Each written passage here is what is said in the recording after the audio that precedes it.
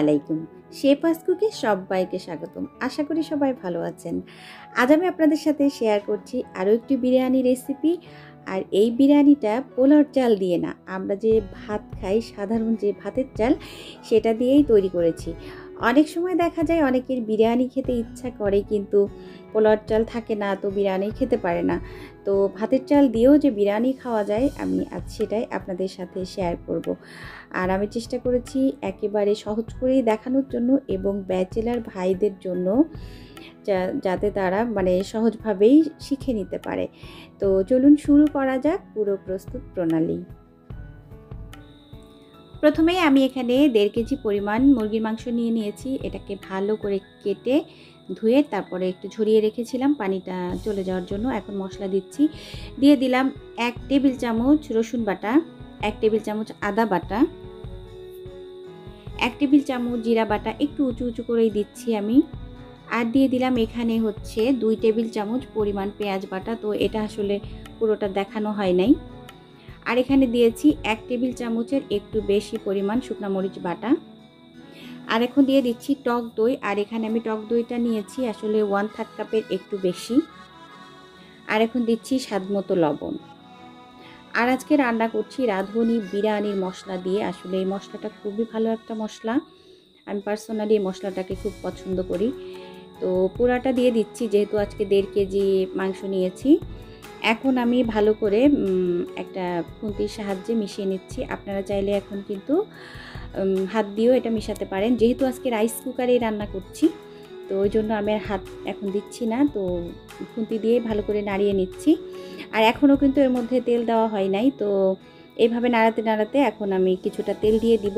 আর তেল কিন্তু খুব বেশি লাগে না আর কি, যেহেতু আমাকে আর ভাজতে হবে না চালটা, ওই জন্য কিন্তু কম তেলেই রান্নাটা করা যাবে। তো এই পর্যায়ে আমি এইভাবে নাড়াচাড়া করে এটাকে আমি রেখে দিয়েছিলাম আধা ঘন্টার জন্য। তো আধা ঘন্টা পরে আমি রাইস কুকারের সুইচটা অন করেছিলাম। তারপরে কিছুক্ষণ পর আর কি, এই যে দেখতে পাচ্ছেন এটা আসলে 10 মিনিট পরের ব্যাপারটা আর কি। তো এখন আমি একটু নাড়াচাড়া করছি আর এর মধ্যে কিন্তু বেশ খানিকটা পানি বের হয়েছে। আর এই পর্যায়ে আমি এর সাথে অ্যাড করছি বাদাম বাটা আর হচ্ছে বেরেস্তা। তো এই বাদাম হচ্ছে এখানে আমি 1 টেবিল চামচের বেশি নিয়েছি। এটা হচ্ছে কাজু বাদাম আর হচ্ছে পেস্তা বাদাম একসাথে ব্লেন্ড করা। তো আসলে বাদাম বাটাটা যদি বিরিয়ানির মধ্যে দেওয়া হয় তাহলে কিন্তু বেশ ভালো লাগে। তো এখন আমি আরও কিছুটা সময় আর কি জাল করব। তো এই পর্যায়ে দেখতে পাচ্ছেন যে এটা হয়ে গেছে, তেল বের হয়েছে, আরও কিছুটা একটু পানি না আসলে মশলা টশলা আছে। এখন আমি এই মাংসগুলোকে তুলে নিব। আমি কিন্তু আগে থেকে চালটাকে ভিজিয়ে রেখেছি, যেহেতু আজকে ভাতের চাল দিয়ে রান্না করব ওই জন্য কিন্তু রান্না করার আধা ঘন্টা আগে চালটাকে ভিজিয়ে রাখতে হবে, তাহলে কিন্তু বিরিয়ানিটা অনেক সুন্দর হবে। এখন আমি এই চালগুলোকে দিয়ে দিচ্ছি। আর আজকে আমি এখানে চাল নিয়েছি 4 কাপের একটু বেশি। তো 4 কাপটা হচ্ছে মেজারমেন্ট কাপের যে কাপটা ওইটা। আর আমি এখানে পানি দিয়ে দিয়েছি 8 কাপ পরিমাণ। তো পানি দেওয়াটা আসলে আমার ভিডিও করা হয় নাই, তো যাই হোক ভুল হয়ে গেছে। আর এর মধ্যে আমি কিছু আলু ভাজি করে রেখেছিলাম সেটা দিয়ে দিয়েছি। আর আমি দিয়ে দিয়েছি স্বাদমতো লবণ। এখন আমি একটু মিশিয়ে দিচ্ছি, মিশিয়ে দিয়ে আর এই পর্যায়ে আমি হচ্ছে রাইস কুকারটা অন করে দিয়েছি।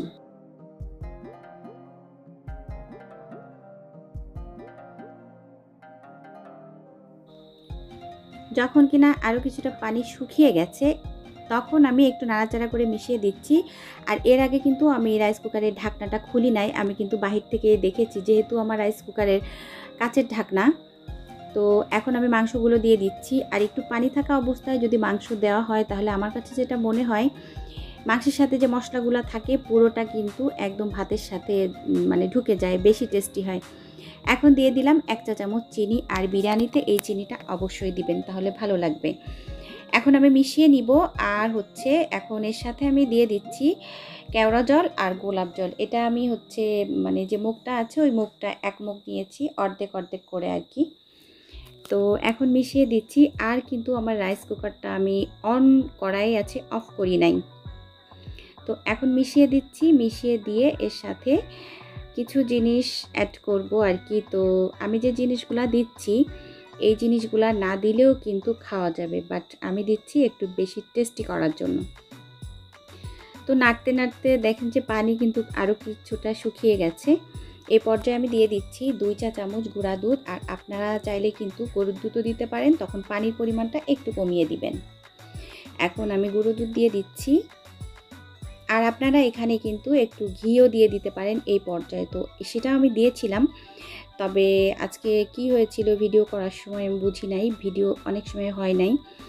এখন আমি আলু বখরা দিয়ে দিচ্ছি, আর দিয়ে দিচ্ছি পেঁয়াজ বেরেস্তা।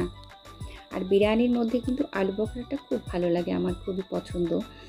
আর এখন একটু পেঁয়াজ বেরেস্তা দিয়ে দিচ্ছি আর কি। আর পেঁয়াজ বেরেস্তা কিন্তু আমি আগেও দিয়েছি। তো এখন ঢেকে রেখে দিব।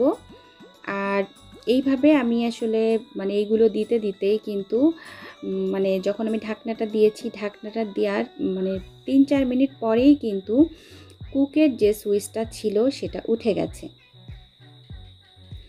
এই যে দেখতে পাচ্ছেন, যখন কুকের সুইচটা উঠে গেছে তখনই আমি ঢাকনাটা খুলে আপনাদেরকে দেখাচ্ছি। এই পর্যায়ে কিন্তু দেখে মনে হচ্ছে যে ভাতটা পুরোপুরি সিদ্ধ হয় নাই, একটু কম আছে। তো এখন যেটা করতে হবে, তো আজকে আমি যে পদ্ধতিটা বলছি আপনারা এভাবে করবেন, দেখবেন যে ভাত হোক, বিরিয়ানি হোক, খিচুড়ি হোক অনেক ভালো হবে।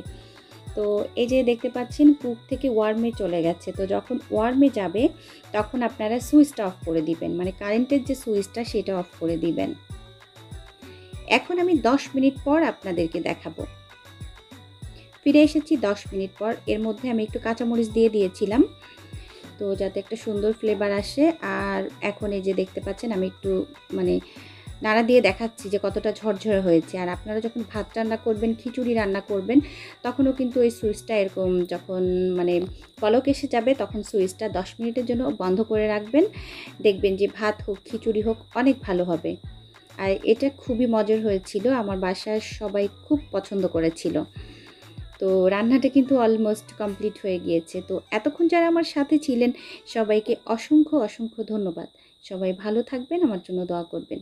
আমিও আপনাদের জন্য দোয়া করি। আপনারা ভালো থাকুন, সুস্থ থাকুন, আর নিত্য নতুন রান্না করে প্রিয়জনকে খাওয়ান। আগামী পর্ব দেখার আমন্ত্রণ জানিয়ে আজকের মতো আমি শেফা বিদায় নিচ্ছি। আল্লাহ হাফিজ, আসসালামু আলাইকুম।